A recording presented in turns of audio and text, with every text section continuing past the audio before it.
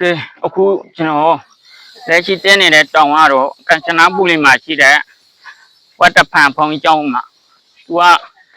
ဝတ်တဖန်ဖုံးကျောင်းတောင်ထဲကိုတော်တော်လေးတဲရတယ်ဒီမှာကြည့်တော်တော်လေးတဲရတယ်ကံချနာပူလေးကတောင်တန်းအလှတဲရပေါ့ဒီမှာကြည့်တော်တော်လေးတဲရတယ်ဗျ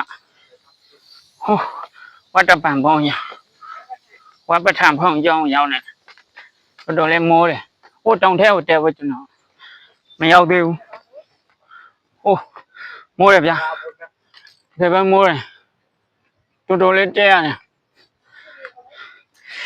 လေချခန်းလောင်းနေရတယ်လို့မျိုးပဲဒီမှာကျင်းတောင်ထဲမှာကံချနာပူရတောင်တန်းအလှတရားပေါ့ဟာကံချနာပူမှာရှိတဲ့ဝတ်တဖန်ဝတ်ပထန်ဖုံးကျောင်းတော်တော်လေးတဲရတယ်ဗျမှန်ကြည့်